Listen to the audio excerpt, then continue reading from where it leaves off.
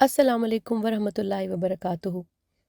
Covid کے آنے سے پہلے مجھے اپنی فیملی کی صحت اور تندرستی کے بارے میں ہر روز اتنے فیصلے کرنے کی ضرورت نہیں پڑتی تھی۔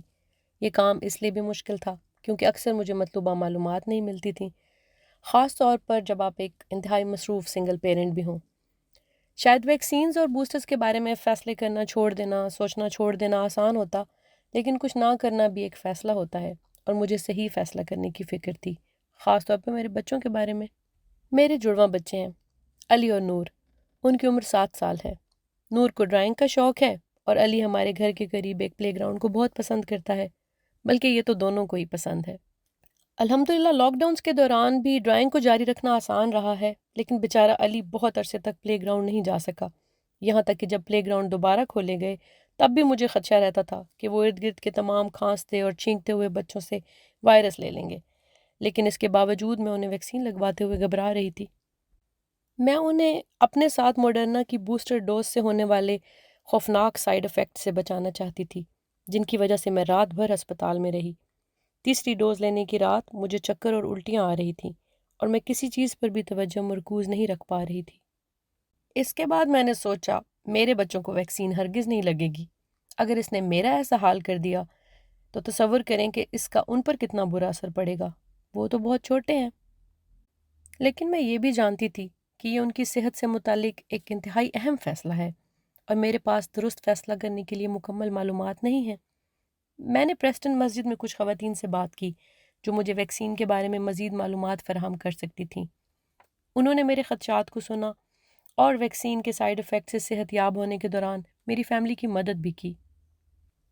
ان کے پاس ویکسینز کے بارے میں معلومات بھی تھیں۔ ان کی فراہم کردہ معلومات نے میری بہت مدد کی اور میں نے کچھ سکون محسوس کیا۔ کیا آپ جانتے ہیں کہ ویکسین کی بچوں کو دی جانے والی خوراک بالغوں اور نوعمروں کو دی جانے والی خوراک سے بہت کم ہوتی ہے؟ میں نے بھی غور کرنا شروع کر دیا۔ مجھے خیال آیا کہ ہم اپنے بچوں کو ہمیشہ ویکسین لگواتے ہیں، یہاں تک کہ شیرخوار بچوں کو بھی، اور ہم ایک سے دوسری بار رک کر نہیں سوچتے۔ ہم اپنے آپ کو بطور والدین اچھا محسوس کرتے ہیں کیونکہ ہم جانتے ہیں کہ یہ انہیں تحفظ کی ایک لیئر فراہم کر رہا ہے۔ لیکن جب کووڈ ویکسین کی باری آتی ہے تو اچانک ہم سوچنا شروع کر دیتے ہیں اور ڈرنے لگ جاتے ہیں۔ سچ بات تو یہ ہے کہ کووڈ اب کہیں نہیں جا رہا ہے۔ یہ ہمارے نئے نارمل معمول کا حصہ ہے۔ یہ اسکولوں میں ہے، یہ ہر جگہ ہے۔ یہ ان چیزوں میں سے ایک ہو گیا ہے جن سے ہمیں اپنے بچوں کو بچانے کی ضرورت ہے۔ اسی وجہ سے میں نے اپنا ارادہ بدل لیا اور نور اور علی کی ویکسینیشن کروا لی۔ ہم بس گئے اور کروا لی۔ یہ سب فٹافٹ سے ہو گیا۔ نرس بچوں کے ساتھ بہت اچھی تھی۔ ان کے ساتھ ویسے سائیڈ ایفیکٹس بھی نہیں ہوئے جیسے مجھے ہوئے تھے۔ جب دوسری ڈوز کا وقت آیا تو میں وہ کروانے بھی انہیں لے گئی۔ اب وہ مکمل طور پر ویکسینیٹڈ ہیں اور مجھے بہت خوشی ہے کہ میں نے ایسا کیا۔